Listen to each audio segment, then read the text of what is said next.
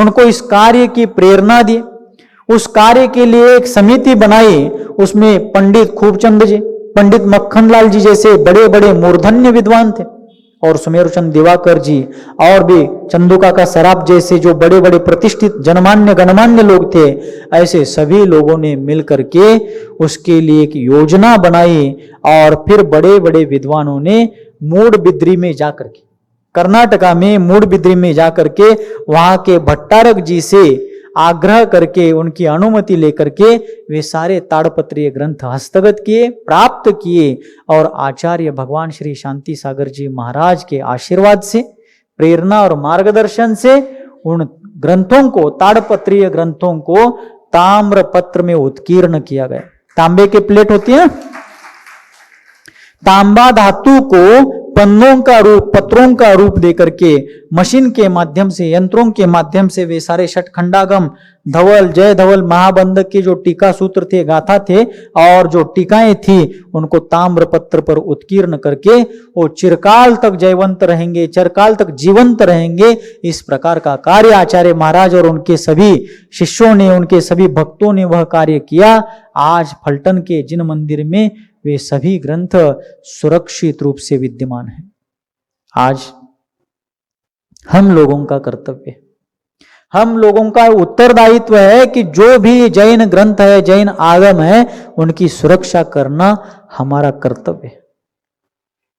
आज गांव गांव में हम विहार करते हैं, देखते हैं मंदिरों में शास्त्र ग्रंथों की अलमारियां रहती हैं, उसमें कितनी सेंटीमीटर की इतनी धूल जमी रहती है, ग्रंथों को दीमक लग रहे हैं, उनमें जो स्पाइडर होते हैं, जाड़बुड़ी, कन्नड़ द्वारा अंतर जाड़बुड़ी कन्नड़ में कहते हैं ना उसको, हा? और ऐसे सारे कीटकों के कारण, दीमकों के कारण आज कितने ही अच्छे अच्छे ग्रंथ खराब हो रहे हैं, नष्ट हो रहे हैं, बर्बाद हो रहे हैं। तो हमारा भी कर्तव्य है, आप महिला मंडल के लोग हो, युवती मंडल के लोग हो, पुरुष लोग हो, सेवा दल हो, जो कोई भी हो, जो जिनागम के उपासक है, जैन संस्कृति के प्रहरी है, ऐसे सभी लोगों को इन ग्रंथों को, आगम ग्रंथों को सुरक्षित रखने के लिए अपना योगदान देना चाहिए। फिर क्या करें महाराज? साल में कम से कम 1 या 2 बार तो उन सभी ग्रंथों को अलमारी में से निकाल करके क्या करना चाहिए? उन सभी पुस्तकों को, ग्रंथों को अलमारियों से, तिजोरियों से निकाल करके बाहर खुले आसमान में, जब बारिश वगैरह नहीं होती है, दिन गर्मी के होते हैं या धूप के दिन होते हैं, ऐसे दिनों में उन सारे ग्रंथों को बाहर निकाल करके, उनको अच्छे से हवा लगे, उनको धूप मिले, और धूप के कारण वो ग्रंथ व्यवस्थित रह सके, इस प्रकार का प्रयत्न करना चाहिए। उनके ऊपर कोई धूल बैठ रही हो तो उस धूल को अच्छे से साफ करके, उन ग्रंथों को कोई दीमक ना लगे, इसलिए उस प्रकार का प्रबंधन वहां पर करके हमें उन आगम ग्रंथों की रक्षा करनी चाहिए। और इतना ही नहीं, जो पाठशाला के बच्चे होते, कौन से पाठशाला के बच्चों को भी उसमें लेना चाहिए, ताकि आज आपके निर्देशन में वो कार्य करना सीख करके आगे जब तक वो सक्षम रहते तब तक वे इस कार्य को करते रहे। इसलिए पाठशाला के बच्चों को भी जिनवानी की सेवा में, जिनवानी के संरक्षण में लेना चाहिए। कितने दुर्लभ ग्रंथ हैं, एक एक ग्रंथों का जो वर्णन है, एक एक ग्रंथों का जो मूल्य है, उसका मूल्य शब्दों में, अंकों में नहीं किया जा सकता। ऐसे ग्रंथ रचे हैं पूर्वजों ने, पूर्वाचार्यों ने, महान विद्वानों ने। हमारे लिए उन ग्रंथों को रचना तो दूर, हम उनके सूत्रों को स्मरण तक नहीं रख पा रहे हैं, उन्होंने वो ग्रंथ रचे हैं। कर्नाटक में एक महान नारी रत्न हुई, अत्तिमब्बे। कौन सुना है नाम? ಇಲ್ಲ ನಮ್ಮ ಪ್ರಪಂಚದಾಗ ನಮ್ಗೆ ಸವರ್ ಸಿಗುವಾತ್, ಮತ್ತೆ आके देवा ಕೇಳುನು। अत्तिमब्बे नाम की एक महान राजस्त्री हो गई, एक महान नारी रत्न हो गई चामुंड राय के काल में। जब श्रवण बेलगोला के बाहुबली भगवान की मूर्ति का निर्माण हुआ, उनका मस्तकाभिषेक हुआ, उस समय अत्तिमब्बे वहां उपस्थित थे, ईस्वी सन 981 में। अर्थात ईसवी सन की 9वीं 10वीं शताब्दी 10वीं 11वीं शताब्दी के दरमियान उनका जीवनमान रहा। उन्होंने अपने जीवन में, उनका जीवन चरित्र आपको पढ़ने को मिलेगा। उस चरित्र ग्रंथ का नाम है दान चिंतामणि। क्या नाम है? दान चिंतामणि। एक बार जरूर जरूर पढ़िए आप लोग, बहुत प्रेरणादायी ग्रंथ है।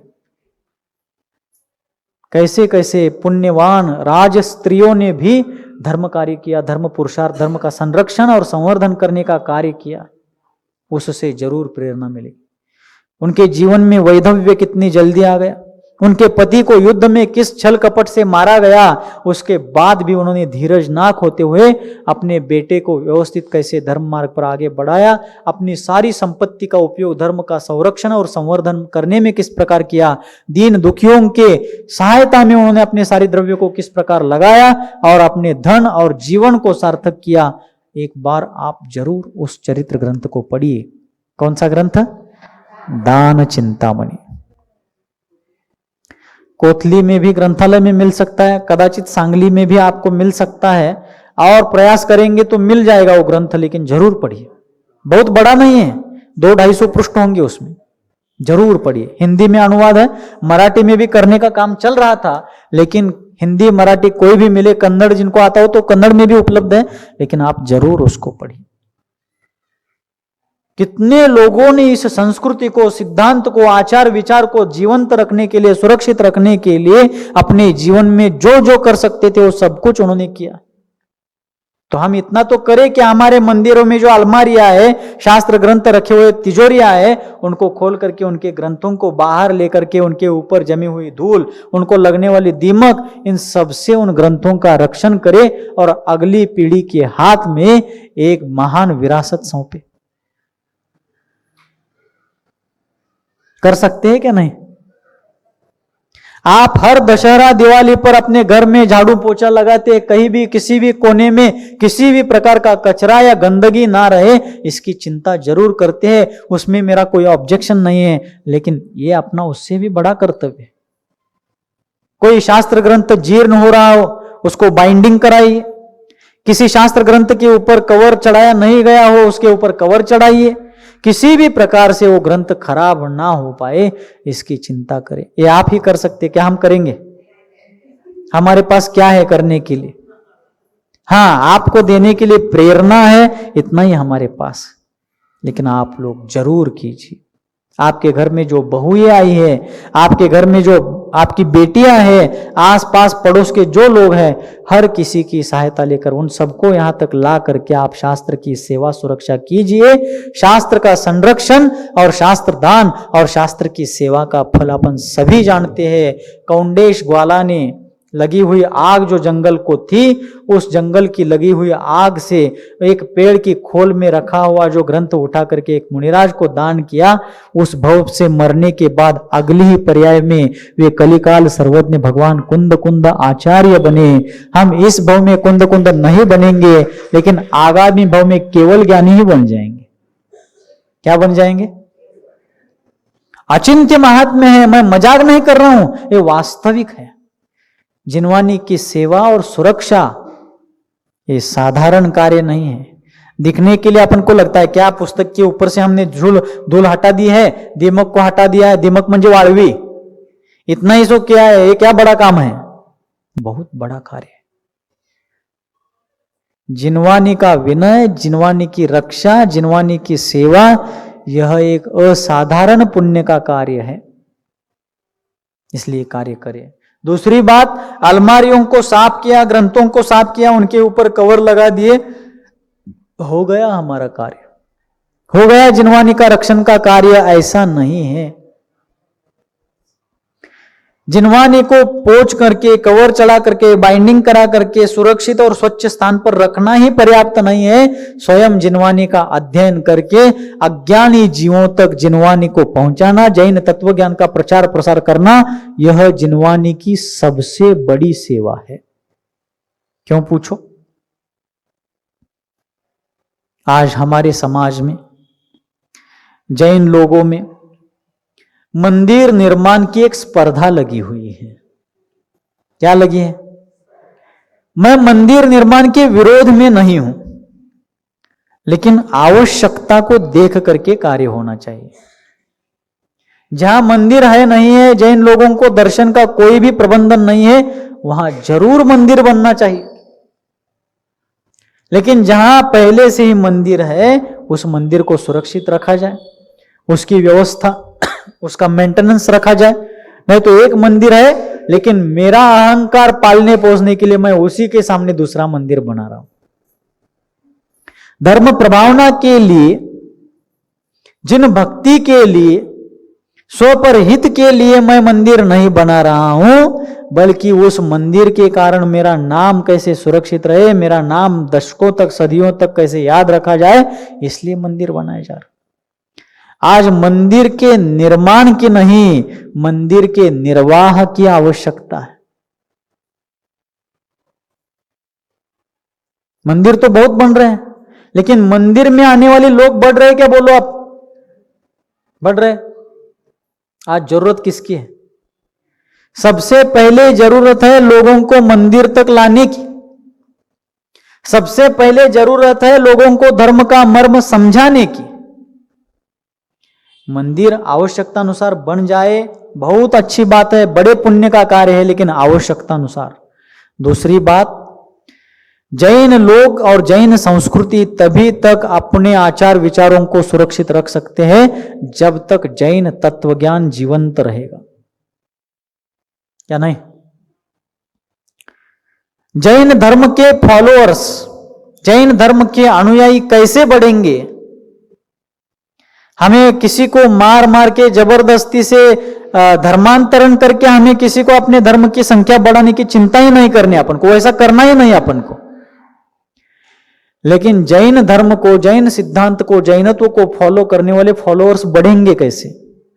जब उनको समझ में आएगा कि यह जैन तत्वज्ञान ही जीवन जीने का वास्तविक उपाय है, यह जैन सिद्धांत और जैन तत्वज्ञान ही इस भव समुद्र से पार होने का एक सशक्त माध्यम है। यह जब तक लोगों को समझ में नहीं आएगा तब तक वो फॉलो ही नहीं करेंगे।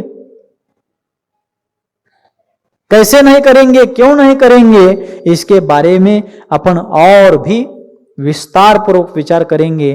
किंतु आचार्य शांति सागर जी महाराज ने इतने मेहनत पूर्वक अपने स्वयं के समय के साथ साथ अनेकों लोगों को उस कार्य में लगाया, अनेकों लोगों को अर्थदान देकर के उन ग्रंथों को ताम्रपत्र पर उत्कीर्ण करने की प्रेरणा करी। यह सब कार्य किस उद्देश्य के? टाइम पास के लिए नहीं।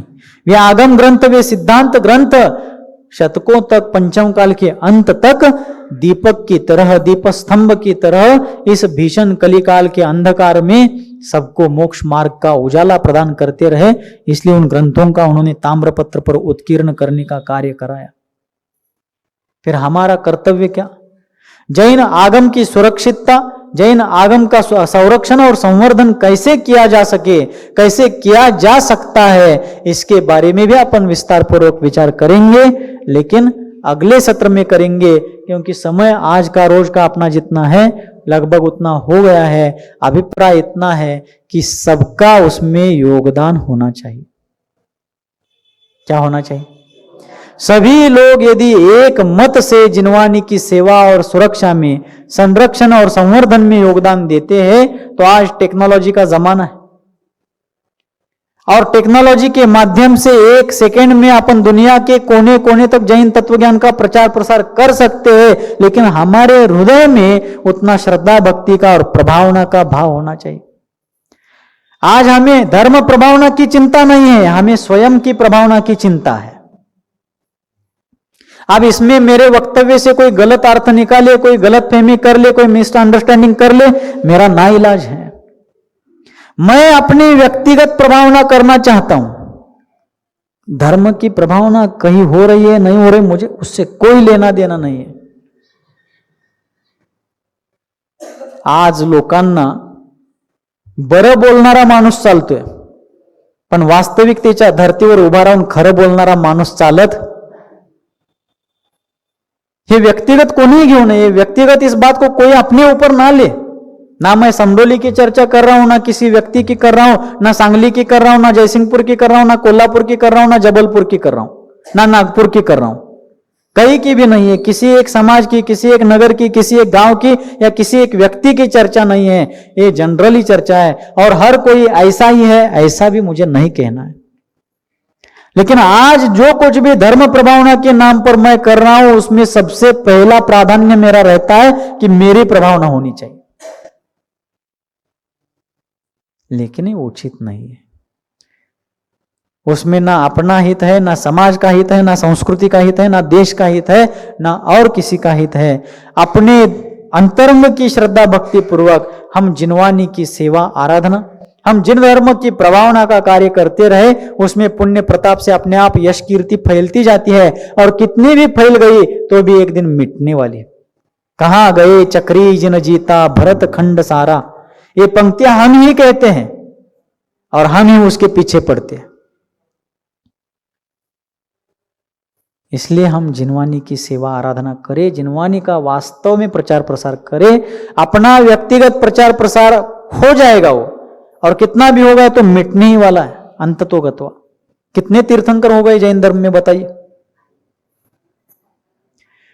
जैन धर्म में आज तक जैन धर्म का प्रतिपादन करने वाले, विश्व धर्म का विवेचन करने वाले कितने तीर्थंकर हो गए आज तक? 24 अनंत 24 हो गई है। अनंत तीर्थंकर नहीं, अनंत 24। वर्तमान में एक 24 हो गई, वृषभादि महावीर पर्यंत, ऐसे अनंत 24 हो गई। आप में से कितने लोग हैं जो 720 छोड़ करके 721 तीर्थंकरों का नाम बता सकते हैं?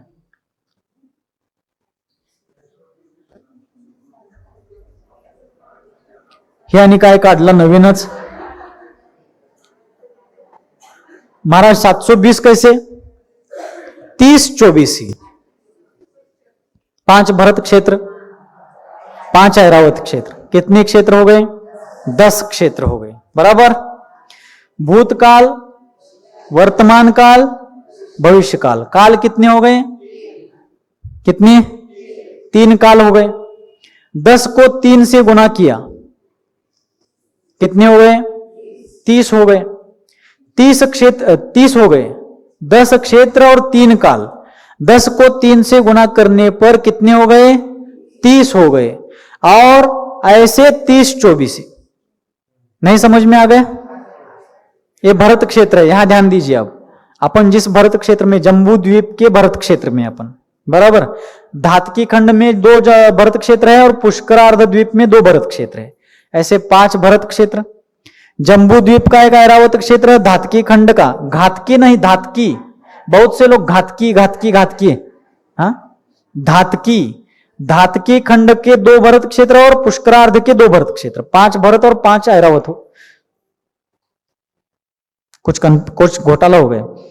जम्बू द्वीप का एक भरत क्षेत्र, धातकी खंड के 2 भरत और पुष्करार्ध के 2 भरत। उसी प्रकार जम्बू द्वीप का एक ऐरावत, धातकी खंड के 2 ऐरावत और पुष्करार्ध के 2 ऐरावत क्षेत्र, बराबर। 5 भरत 5 ऐरावत, 10 क्षेत्र हो गए।